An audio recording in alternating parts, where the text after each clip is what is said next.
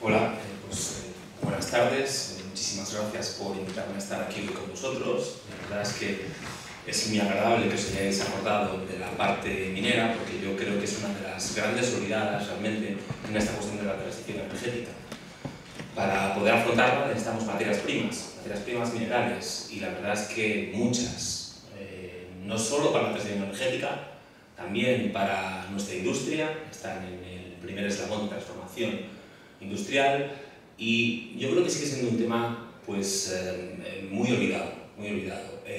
Muchos de nuestros políticos aún no lo han interiorizado, aunque es cierto que los cambios que han ocurrido en la geopolítica en los últimos años nos han empujado claramente a darnos cuenta de la importancia estratégica de las materias primas minerales. Vale, perfecto. Pero antes de nada, antes de seguir hablando de otras cosas, me gustaría centrar un poco la cuestión. Fran lo comentaba hace un momento, lo habéis hablado seguro que durante ayer y hoy muchas veces. Las reglas del juego ahora mismo para la transición energética están marcadas por el Pacto Verde Europeo, que marca como límite el año 2050 para convertir a Europa en el primer continente climáticamente neutro. Por el medio hay una serie de hitos, probablemente el más interesante sea el del 35, en el que no se puede construir ya coches de combustión térmica, pero para poder afrontar esa transición va a ser necesario una gran cantidad de materias primas minerales. Hablaré durante esta charla, le pondremos cifras para que os deis cuenta cómo de importante es, pero es cierto que en muchos momentos o muchos aspectos se está empezando a hablar ya de no de una transición energética y sí de una transición extractiva. Es decir, vamos a cambiar nuestra dependencia de los combustibles fósiles por materias primas minerales que van a estar distribuidas en depósitos a lo largo del mundo. Probablemente generando más tensiones geopolíticas que las que generaban los depósitos fósiles. Un ejemplo, por ejemplo, pueden ser las tierras raras, las tamanidas tierras raras, ¿no? Actualmente sabéis que China controla pues, aproximadamente el 95% de los yacimientos de tierras raras del mundo, y son fundamentales para la construcción de muchos de los elementos que permitirán electrificar nuestro sistema energético, ¿no? Cuanto más rápido nos descarbonizamos, mayores son las necesidades de metales que tenemos. Desde mi punto de vista, es una oportunidad única, especialmente para Galicia. Históricamente, en los diferentes cambios industriales que ha habido, hemos estado en segundo, tercer, cuarto plano. Galicia, por sus propiedades, por sus características geológicas, tiene una gran posibilidad de abastecer con gran parte de las materias primas minerales que son necesarias para afrontar esta transición. Sabéis que la Unión Europea, cada 3 años, desde hace pues aproximadamente 15 años, define una serie de materias primas que son críticas, que son fundamentales, sin las cuales nuestra industria colapsaría, y según nuestros cálculos, los cálculos de los geólogos, Galicia, de esas 34 materias primas críticas, Galicia dispone de yacimientos de 17 de ellas. Es cierto que muchos de los casos no han sido investigadas apropiadamente, no las conocemos bien, pero sí que es cierto que tenemos los indicios, que tenemos la primera pista para poder seguir tirando del hilo y poder investigar y saber si esos yacimientos son económicamente rentables y si se podría poner esas materias primas a disposición de nuestra industria y cerrar así el ciclo. Pero es cierto que hay un agujero de exploración que viene desde mediados de los años 80 y que es necesario.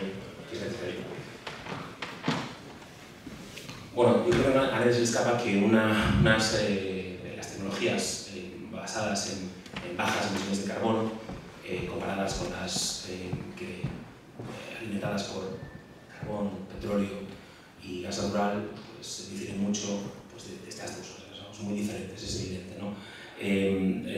La gran diferencia es que para construir centrales eólicas, fotovoltaicas, son necesarias una gran cantidad de materias primas minerales, muchas más que sus homólogas que están alimentadas por combustibles fósiles. Hablaba Francisco Silva antes de la cuestión del vehículo eléctrico, por citar solo un par de ejemplos. Un vehículo eléctrico necesita 6 veces más materias primas minerales que uno alimentado por combustión térmica.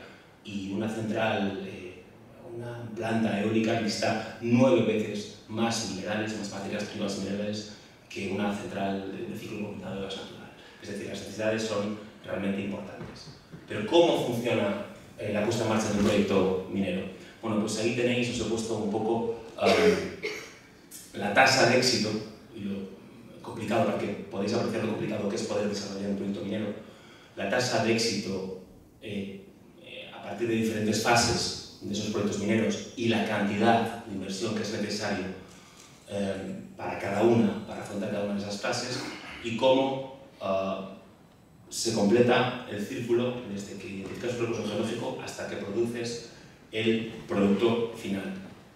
Se estima, datos muy actualizados de la Unión Europea, que solo entre el 1 y el 2% de los proyectos de exploración se acaban convirtiendo en proyectos mineros.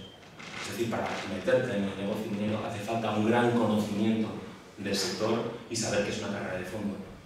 Y que los proyectos de investigación tradicionalmente se mueven aproximadamente en torno a unos 15-30 millones de euros aproximadamente para poder definir un recurso económicamente rentable, y que hasta esa fase la tasa de éxito es solo del 30% aproximadamente para un proyecto minero. Otro de los grandes problemas que tenemos especialmente en Europa es los permisos. Para conseguir permisos de apertura de una mina en Europa, las medias para proyectos absolutamente nuevos están en unos 17 años, lo cual los convierte en proyectos eternos absolutamente. Y para proyectos que los geólogos, los mineros conocemos como brownfield, proyectos en los que ya ha habido una mina previamente, la media está en 11 años. Es decir, los tiempos son excesivamente largos. Es cierto que a raíz principalmente de la invasión de Rusia por Ucrania, pues, han cambiado las cosas. La Unión Europea se ha dado cuenta básicamente de la importancia de las materias primas y ha impulsado, probablemente lo hayáis visto, la nueva ley de materias primas críticas, que pretende, entre otras cosas, disminuir todos estos tiempos. También es cierto que los políticos locales, yo creo que muy influenciados precisamente por Europa, se están dando cuenta de la importancia de esta cuestión y están empezando a actuar. Se están dando cuenta que efectivamente hay una gran posibilidad, una gran expectativa de poder abrir proyectos, pero si no favoreces desde el punto de vista burocrático y administrativo, esos proyectos se van a quedar absolutamente en nada. Y el tesoro que tienes en el subsuelo lo vas a perder. Bueno, hablamos de la descarbonización, es muy importante, sin ningún tipo de dudas, y estos son los datos que presentaba la Unión Europea hace 2 años en cuanto a previsiones de incremento de materias primas minerales desde el año 12 hasta el año 30. Si os dais cuenta, creo que son bastante reveladoras, ¿no? El consumo de litio se va a multiplicar por 18 en el año 30 comparado con el año 12, el de cobalto por 5 en el 30 y por 15 en el 50 cuando se haya completado el Pacto Verde Europeo, la demanda de tierras raras se va a multiplicar por 10 en 2050 y el consumo global de metales pasa de 8.000 a 20.000 millones de dólares en el 60. A la derecha no se ve muy bien, pero tenéis ese dato. Por ejemplo, la demanda de cobre para tecnología solar y para la red de distribución eléctrica desde el año 12 al 30 se estima que los incrementos de demanda van a estar en el 286% y en 222%, es decir, va a haber una demanda brutal de cobre, ¿no? Este es un estudio más reciente, de finales del año 22, realizado por la Universidad de Leuven, y analiza la demanda de materias primas minerales para esas 5 tecnologías que veis a la izquierda: baterías, coches eléctricos, paneles, turbinas e hidrógeno. Como veis, el litio, la demanda de litio, desde el año 22 al 50 se estima en un 2100%. De disprosio, que es una tierra rara, y de cobalto está en torno al 400%. Esas tres que se mencionan ahí me parecen muy importantes y me parecen unos datos realmente significativos, y Galicia probablemente podría estar en disposición de abastecer gran parte de ellas. El gran problema es el que os decía, el poco esfuerzo investigador que se ha realizado en los últimos años en España en general y en Galicia en particular, siendo Galicia una de las zonas con mayor posibilidad de recursos. Y teniendo en cuenta que España probablemente es el tercer país de Europa con mayor posibilidad de recursos minerales después de Suecia y de Finlandia. ¿Cuál es la diferencia con esos países? Mientras que los países nórdicos, en cuanto encuentran un depósito, van directamente a por él y lo explotan. En España, probablemente con la excepción de Andalucía, cuesta eternamente poder desarrollar un proyecto minero. Galicia, por ejemplo, tiene grandes posibilidades con litio. Los mayores depósitos se sitúan en el norte de Portugal, y aquí nuevamente vuelve a aparecer esta diferencia en la investigación. Mientras Portugal se ha hecho los deberes y ha descubierto grandes depósitos y ha descubierto que tiene grandes posibilidades para desarrollar proyectos mineros de litio, en Galicia no lo ha hecho. Se está lanzando, se ha presentado hace 2 semanas, un nuevo proyecto en los límites de las provincias de Pontevedra y Ourense, que bueno, un proyecto de minería interior que tiene buen aspecto, buena pinta, pero que acaba de comenzar su recorrido. Y la realidad es que existen muchas más posibilidades en todo el territorio gallego. Disprosio es una tierra rara, fundamental para la construcción, por ejemplo, de los eólicos, ¿no? Es básica porque consigue grandes potencias magnéticas en pequeños espacios. ¿Cuál es el problema? Que China controla la distribución y la producción. Y Galicia tiene uno de los grandes depósitos de tierras raras del sur de Europa, no Penañeiro, no sea. Pero bueno, pues como sucede, lo contaba Silva hace un momento con el eólico, pues en muchos casos ni siquiera se puede investigar para conocer exactamente las dimensiones de ese depósito, para ver si efectivamente es económicamente rentable, para analizar las posibilidades que tendría de aprovechamiento, pues bueno, básicamente por presiones.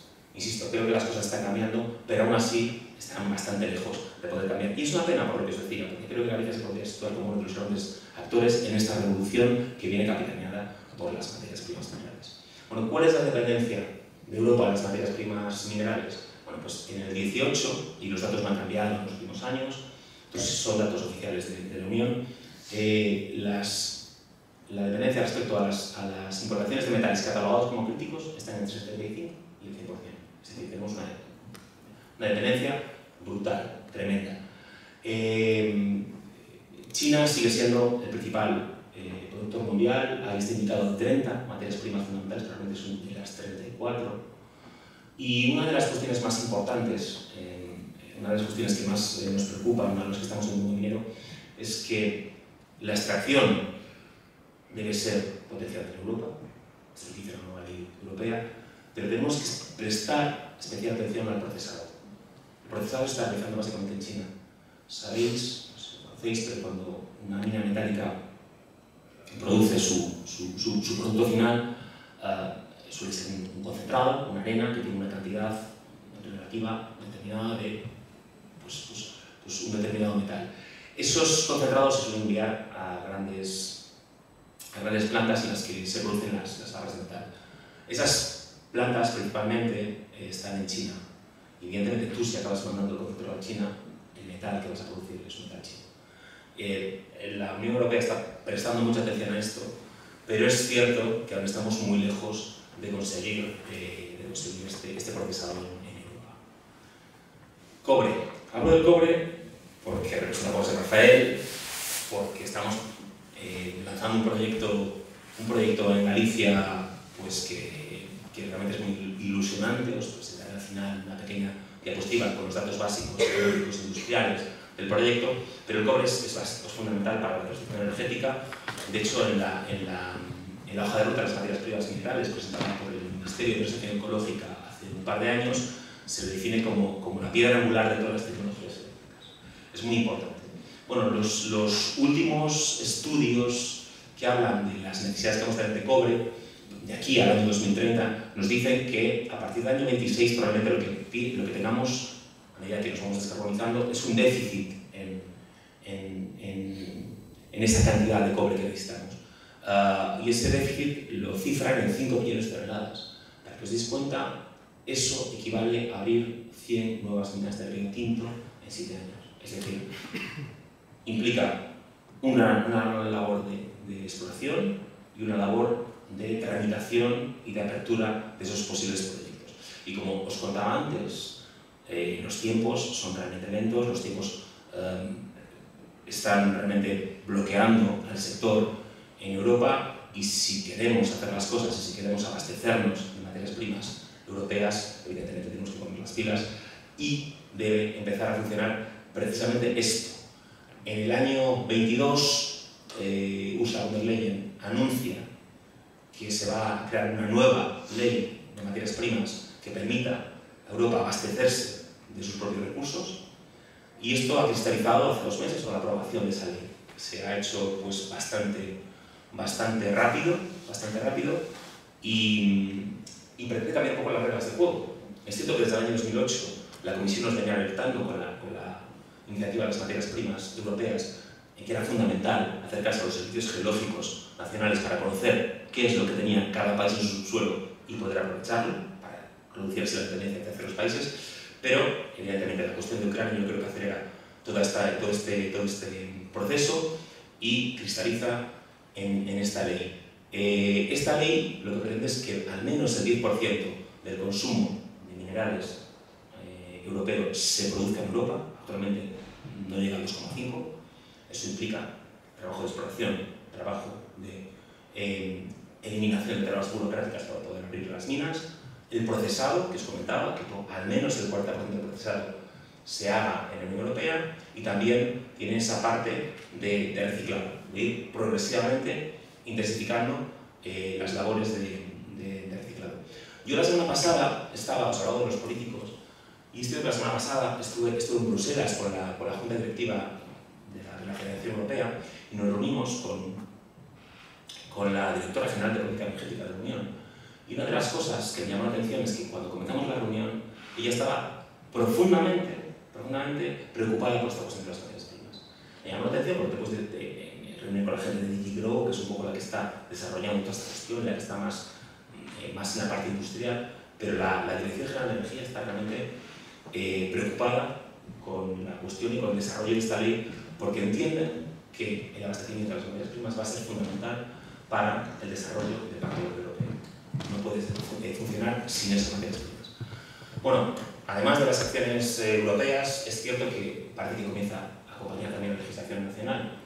Por un lado, se habla hace un momento de la hoja de ruta de las materias primas minerales, que básicamente lo que pretende es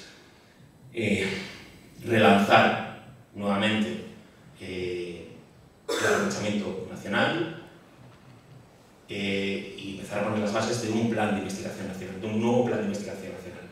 Y la Agenda Gallega de Minería Sostenible, que se aprobó hace un par de años, que lo que pretende es hacer de las materias primas el aliado principal de las cadenas de producción industriales. Porque esto es importante la gestión lógica, pero no nos podemos olvidar que más del 70% nuestra industria depende de un acceso fiable y sin distorsiones a estas materias primas minerales. Vamos a darle más rápido. Fijaos, voy a acabar ya con esto. Esto es un mapa del servicio geológico, digamos, del servicio geológico europeo, que bueno, está integrado por todos los servicios geológicos nacionales. Fijaos, os comentaba antes lo de los recursos de las penínsulas escandinavas. Si os dais cuenta, en el noroeste de la península ibérica se concentran, conjuntamente con Escandinavia, la mayor parte de los recursos minerales. Y eso sí, teniendo en cuenta que desde mediados de los 80 prácticamente no se hace investigación geológica en España. Y la investigación geológica que tenemos es de esos años y está fragmentada y no está adaptada a las necesidades que tenemos actualmente. Por ejemplo, el coltán en los años 80 no le importaba a nadie, el litio prácticamente no le importaba a nadie, tenía una aplicación cerámica y poco más, y hoy día se ha convertido en fundamentales. Es decir, no está actualizada y el conocimiento que tenemos está absolutamente roto. A la derecha tenéis un mapa de Galicia, un estudio que hicimos desde el Colegio de Geólogos, simplemente biográfico, definiendo las posibilidades que tiene Galicia en materias primas minerales críticas de descubrir. Y si veis, bueno, pues hay un montón de puntos que, como os contaba antes, la mayor parte no están desarrollados, pero que sí nos dan la pista para ir más allá. Lo que tenemos que hacer es ir más allá. Por cierto, la nueva ley de materias primas críticas europea lo que contempla es que a fecha de diciembre de 2025 todos los países miembros deben presentar un plan de investigación geológico nacional.